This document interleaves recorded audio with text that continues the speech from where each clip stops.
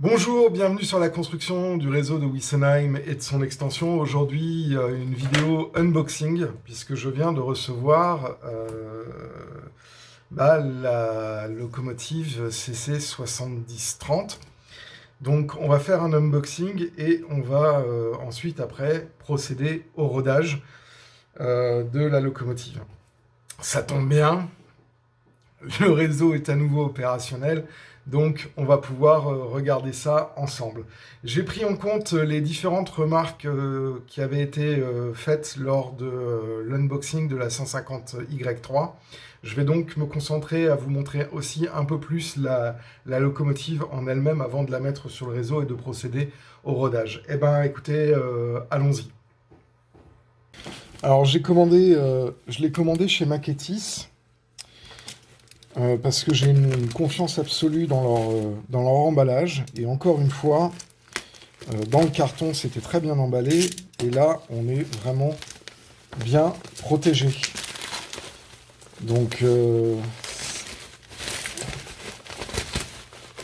ils font ça vraiment très très bien chez Maquettis.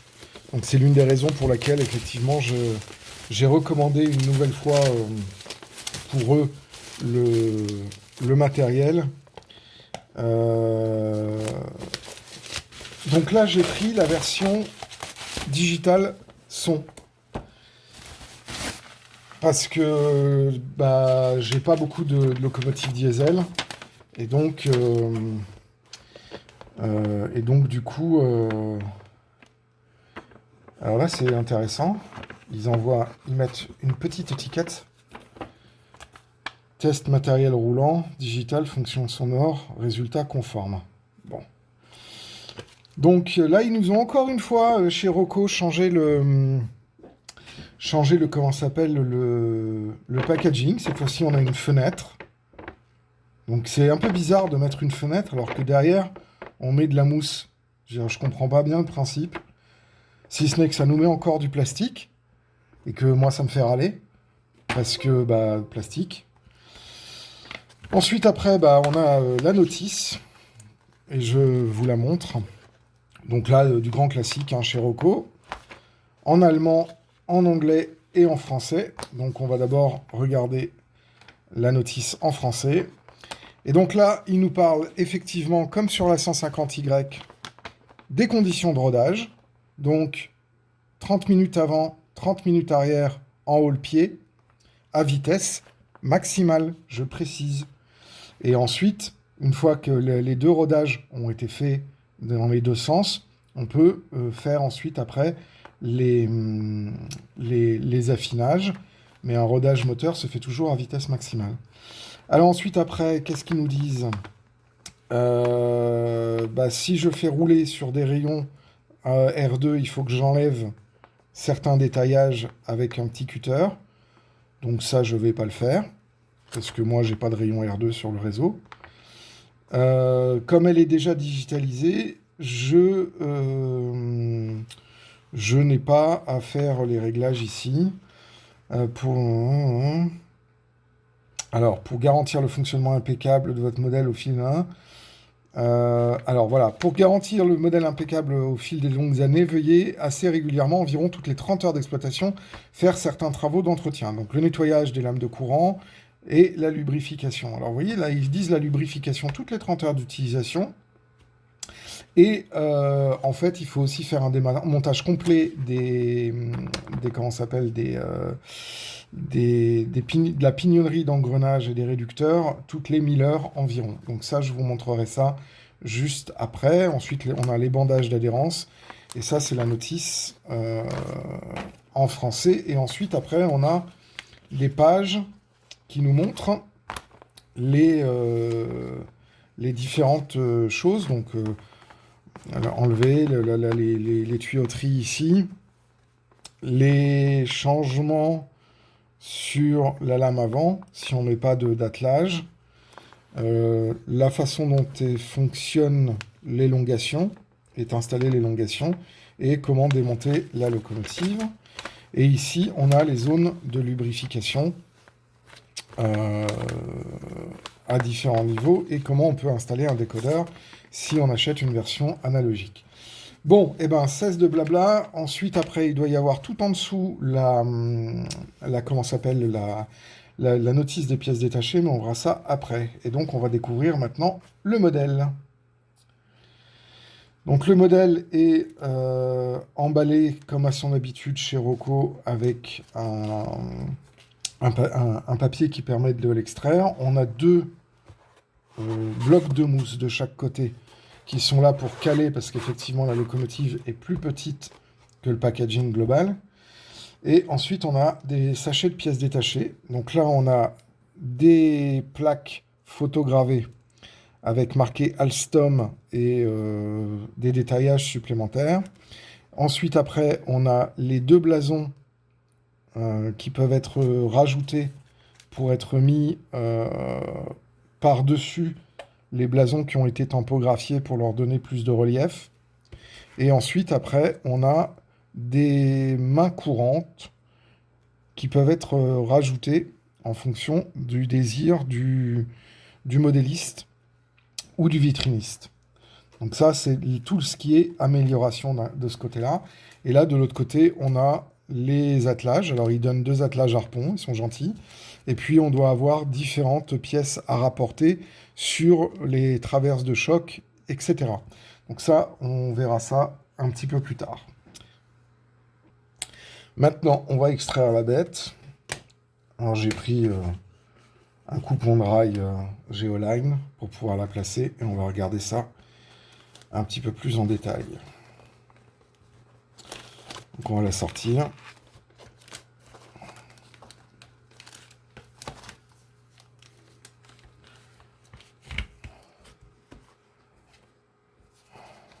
Et je vais en profiter pour aller chercher les pièces détachées, la liste des pièces détachées qui se trouve en dessous. Et la notice. Voilà.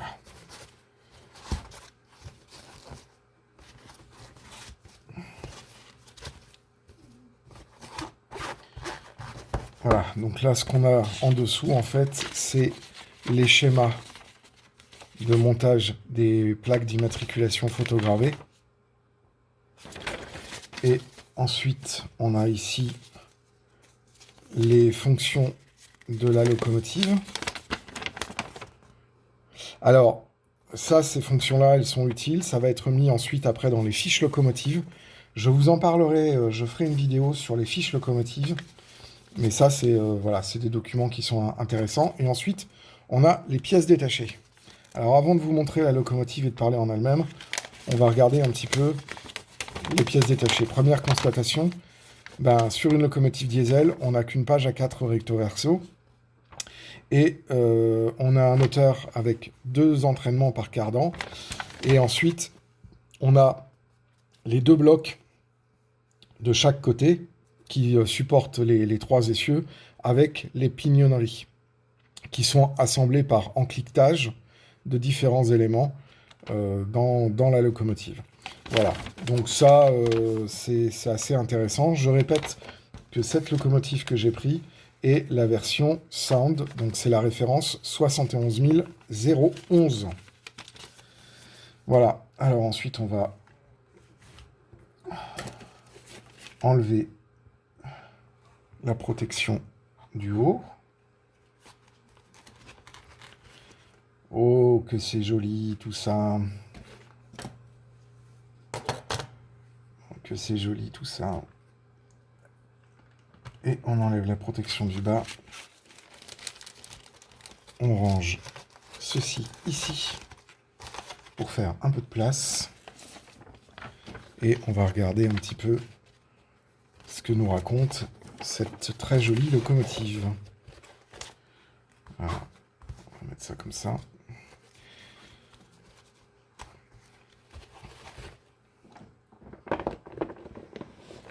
Comme ça, ça fait un peu plus de place. Et on va regarder la locomotive. Je vais mettre mon gant blanc. Ça va éviter de faire des traces sur la caisse. Voilà. Alors déjà, constatation, elle est très lourde. C'est un très très bon point. Elle fait un sacré poids. Et donc, qu'est-ce que l'on peut dire sur le dessous de la caisse? On a des bandages d'adhérence sur les extrémités ici. Les trois essieux sont entraînants, hein, donc il n'y a pas d'essieux libres. Ils ont tous les trois la pignonnerie. Et donc, fait étonnant, il n'y a que deux essieux qui ont des bandages d'adhérence. Enfin, qu'un essieu qui a des bandages d'adhérence. Il n'y en a pas sur le reste. Donc ça veut dire ils sont relativement confiants sur la capacité de traction de la locomotive. Parce que ne mettre que deux essieux ici, enfin que deux bandages d'adhérence ici, c'est assez étonnant. C'est vraiment assez étonnant, quoi. Voilà. Alors là, on a une cabine. Je ne sais pas pourquoi ici, ils ont mis du plastique coloré vert sur les vitres latérales. Je ne sais pas. Donc là, vous voyez la partie avant. La toiture avec les ventilateurs qui sont fonctionnels. C'est très très fin.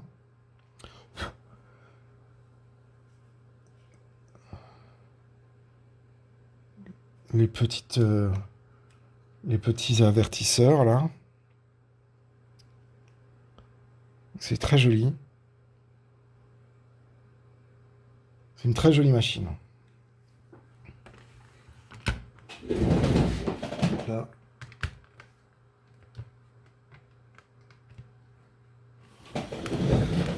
Voilà ce qu'on vous pouvez dire. Donc là, c'est vrai que c'est assez imposant. Je trouve que la couleur est très jolie. Les blancs bien denses. Euh, les gravures de toiture. Alors moi, je suis vraiment pas un spécialiste des diesels, hein. Donc je ne serais pas incapable de vous dire si il y a des choses. Alors là, on a des tout petits marchepieds ici. Je serais incapable de vous dire si elle est parfaitement à, à l'échelle, s'il n'y a pas d'erreur, etc. Par rapport au numéro de série. Ça, moi, je laisse à d'autres le soin de faire les commentaires à ce sujet sur les forums. Moi, je trouve que c'est une locomotive qui, au niveau de son aspect, est vraiment digne de ce que fait Rocco. Et à ce niveau-là, je dois bien avouer que elle est vraiment très très belle. Moi, ma seule crainte, c'est que la poussière vienne boucher ici les ventilateurs. Mais sinon, le reste, c'est vraiment très très très joli.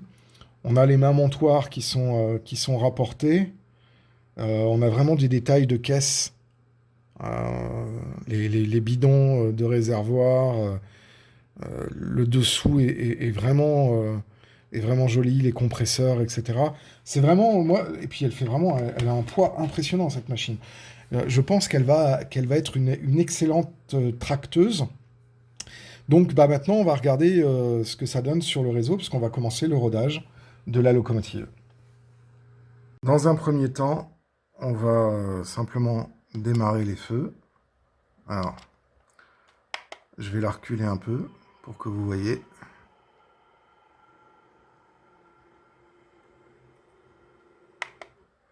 Je vais simplement démarrer les feux. Ouais, là. J'inverse le sens de la marche. Et donc là, on a passé sur les feux blancs. Très joli. Et on va mettre le son.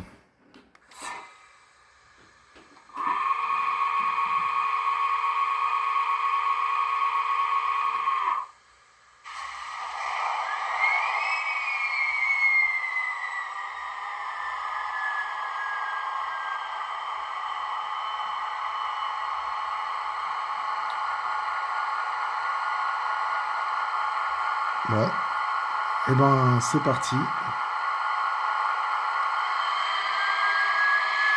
C'est parti pour le rodage.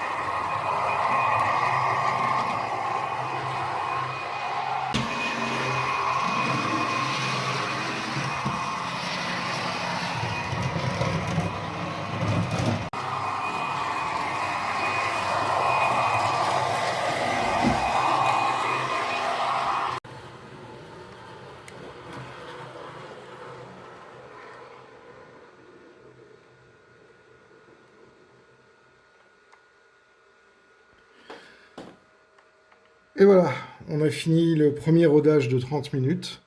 On va faire maintenant un petit peu l'analyse de la machine une fois qu'elle a déjà fait son roulage dans un sens. Pas de signe d'échauffement. Elle a roulé très honorablement. On va pouvoir commencer le rodage dans l'autre sens. A few moments later. C'est parti. Oh, il y a un très joli effet de fading quand on change le sens de la marche. Magnifique. Allez, c'est parti.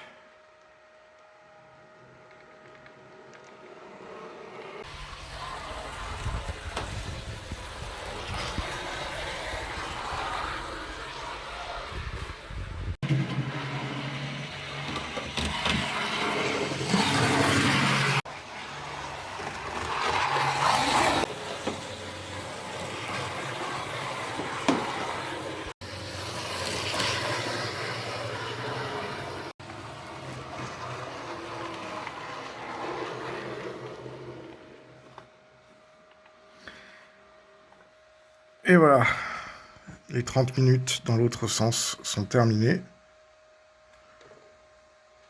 La caisse n'est pas très chaude, donc tout va bien.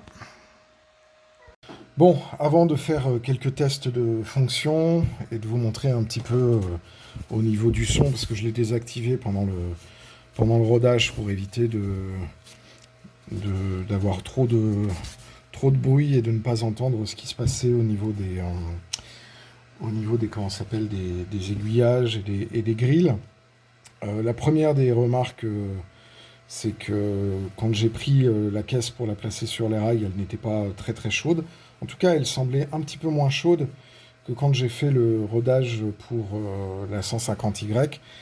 Et donc, là maintenant, on va regarder un petit peu comment se sont comportés notamment les bandages d'adhérence. Donc, il n'y a pas eu de soucis majeurs. On voit qu'il y a eu les traces qui ont été faites sur les essieux.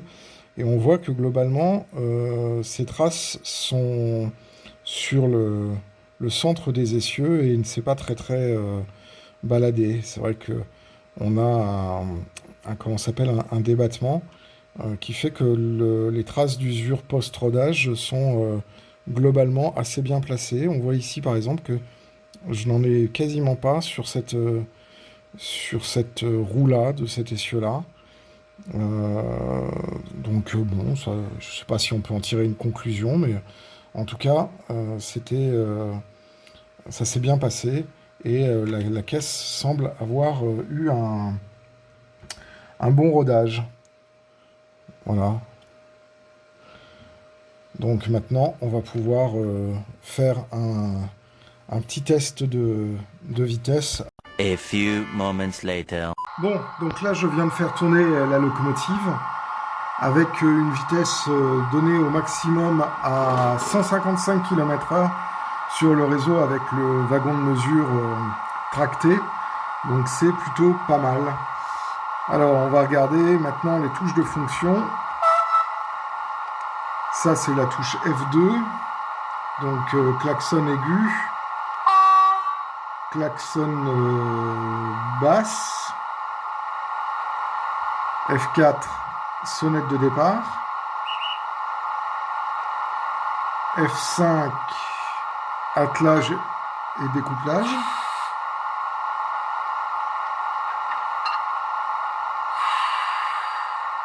F6, vitesse de manœuvre. F7, grincement dans les virages. Donc ça, je suppose qu'on l'entendra quand elle sera en roulement. F8, ventilateur activé.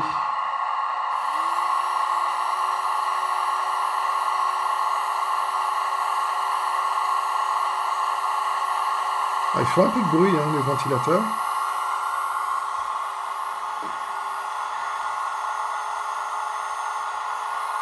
Ça fait un bruit un peu bizarre.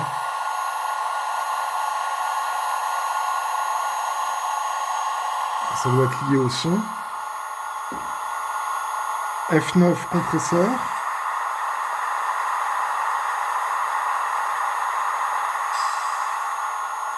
F10 éclairage cabine. Voilà. Éclairage cabine. Alors ensuite F12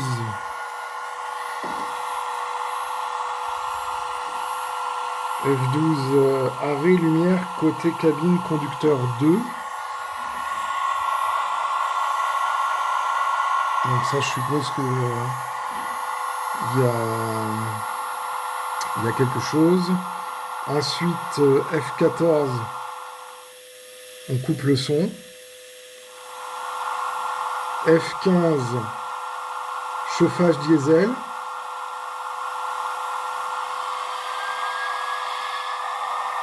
F16, test KVB cabine.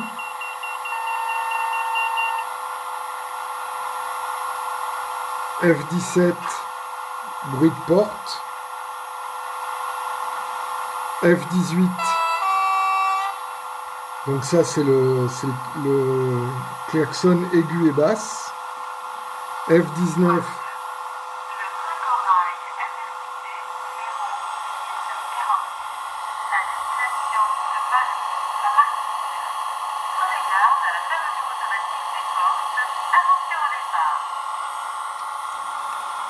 ok, soit. F20, ok, jingle SNCF. F22, la sablière. Hop, excusez-moi, j'ai pas de pied, donc F23, compresseur d'air. F24, relâcher la pression d'air. Et F25 et F26, c'est pour faire varier le son. Alors là, on voit les ventilateurs se sont accélérés un petit peu. Donc,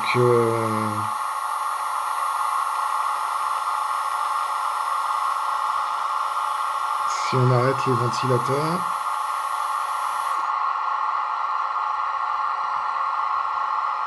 et si on arrête le son, est-ce que les ventilateurs s'arrêtent?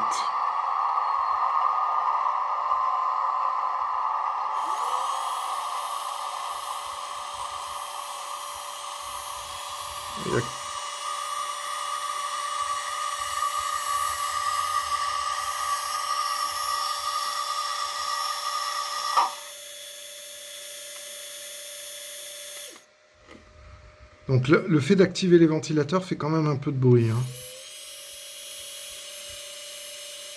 Ça peut être un peu gênant. Voilà. Et donc, je vais essayer de vous mettre la caméra un peu mieux. Voilà. Ça va me bouger. Excusez-moi, ça bouge un petit peu. Donc là, on a l'éclairage cabine activé et désactivé.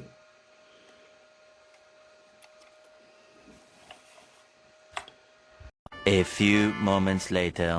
Bon, là, je vais me faire un petit peu plaisir. Je vais lui mettre le convoi qui lui est attribué, c'est-à-dire le convoi UICY de jour. Donc là, vous voyez, il n'y a pas la caisse de la A9, puisque elle était démontée pour attendre les barres de lumière Perfect Coach Lighting, qui vont arriver très très prochainement. Donc du coup, je ne l'ai pas remonté, mais on va faire tourner quand même le convoi. Et maintenant, bah, je vais me faire aussi un peu plaisir. Je vais mettre le son et on va démarrer.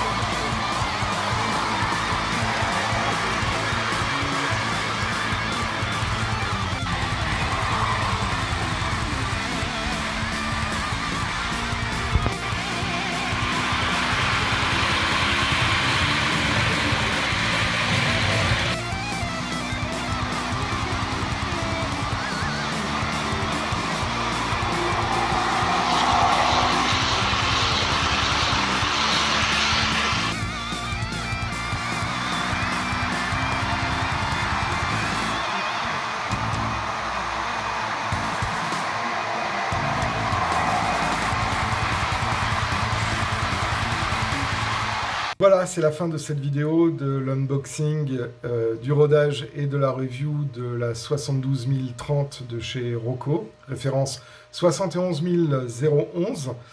Je suis globalement très content de cette machine. J'ai été agréablement surpris par sa capacité à franchir des obstacles assez difficiles sur le réseau de Wüstenheim, à savoir la rampe nord et la rampe sud, avec finalement très peu de variations de vitesse au compteur au cran 28, puisqu'on va osciller à certains endroits entre 140 et 159 km/h à l'échelle, ce qui montre qu'elle réussit à franchir ces différentes parties à une vitesse tout à fait honorable.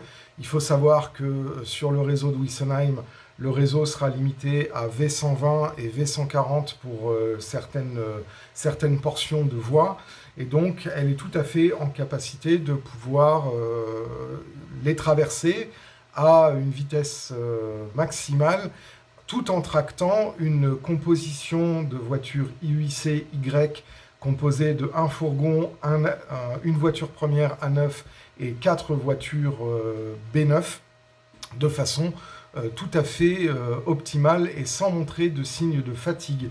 J'étais un petit peu sceptique sur le fait qu'il n'y ait qu'un seul bandage d'adhérence sur cette locomotive, donc c'est un petit peu curieux, mais il s'avère que techniquement, ça ne lui pose pas en tout cas de difficulté pour grimper les différentes courbes et les différentes rampes. Maintenant, je suis sur l'ensemble des fonctions. Je suis désolé, la caméra est un peu bougée parce que j'ai pas de pied et c'est toujours un petit peu difficile d'avoir à la fois la télécommande et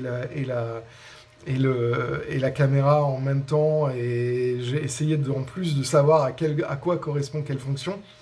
Bon, globalement, il y aura certainement d'autres chaînes qui montreront les sons qui feront certainement une vidéo exhaustive sur cette locomotive au niveau des sons. Maintenant, qu'est-ce que je peux dire? Écoutez, moi, d'un point de vue, on va dire, non initié à la traction diesel, je trouve que cette machine a une impression de masse qui est aussi ressentie quand on la manipule. Et je trouve qu'elle fait bien le job, elle est très jolie, la peinture est très belle, la typographie est vraiment précise. Donc après, est-ce qu'il y a quelques erreurs liées à, je dirais, à des notions et à une fidélité à 100% que les puristes aficionados du comptage de rivets pourraient dire? Ça, j'en sais rien, moi je me prononce pas là-dessus. En tout cas, elle rejoint le parc de Wüstenheim. Donc maintenant, j'ai enfin une locomotive pour tracter le convoi de UICY. Donc ça, je suis très content. Après, c'est vrai qu'en ce qui concerne le son, j'avais envie d'avoir une diesel qui tourne, qui est la fonction sonore, mais je continue de penser que en exploitation, ça devient très vite pénible. En tout cas, sur Train Controller, j'activerai la fonction qui coupe le son dès qu'elle rentre dans les parties cachées, parce que sinon, avec plusieurs locomotives son en même temps, plus le bruit inhérent d'un grand réseau comme ça devient très vite insupportable. Donc voilà. Ensuite, après, en termes de qualité de reproduction de son, ça pareil, je laisse ça aux puristes.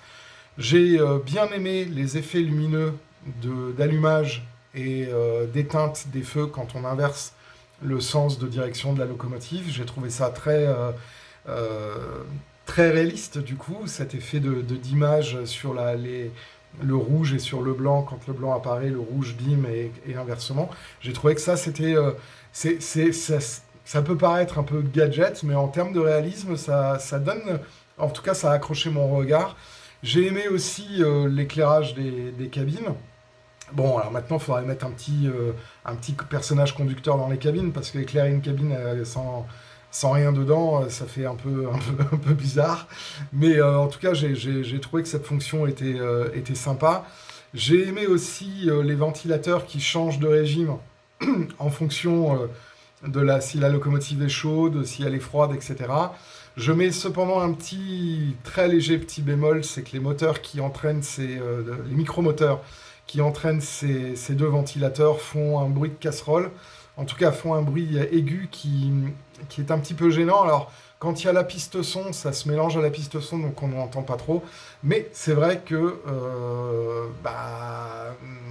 voilà, c'est un petit bruit supplémentaire qui est, je pense, pas lié à la piste son, mais qui est vraiment plus lié au fait que il y a deux ventilateurs à entraîner et que ça génère du bruit, que ces ventilateurs-là génèrent certainement aussi du bruit, vu leur configuration. Et donc, du coup, voilà, c'est une option rendue disponible dans la version digitale qui n'est pas disponible, je le précise, parce que ça, Rocco ne le dit pas, dans la version non digitalisée. Donc si vous la digitalisez, vous n'aurez pas les moteurs qui tournent. Enfin, de ce que j'ai compris, c'était comme ça. Mais après, il peut y avoir une bonne surprise, hein. En tout cas, la chose est sûre, c'est que c'est une locomotive qui est vraiment, vraiment, je trouve, très qualitative. Et je suis très heureux qu'elle rejoigne le parc de Wessenheim. Si vous avez aimé la vidéo, n'hésitez pas à laisser des messages dans l'espace commentaire. N'hésitez pas à vous abonner à la chaîne si ce n'est pas déjà fait. Et un grand merci à toutes les personnes qui mettent un petit pouce vers le haut pour nous aider au référencement de la chaîne et à sa promotion via les algorithmes de YouTube. Vraiment encore merci à toutes les personnes qui suivent la chaîne de Wessenheim. Ça me fait vraiment plaisir et je suis très très content. Cette semaine, on va ensuite après continuer sur des vidéos de décor. Il va y avoir plein de choses, j'ai plein de choses à faire sur le réseau et je veux quand même me prendre comme à mon habitude et retrouver un petit peu mon rythme d'une vidéo par jour. Donc moi, je vous dis à demain et d'ici là, je vous souhaite à toutes et à tous une excellente journée et plein de bonnes choses d'ici la vidéo de demain matin.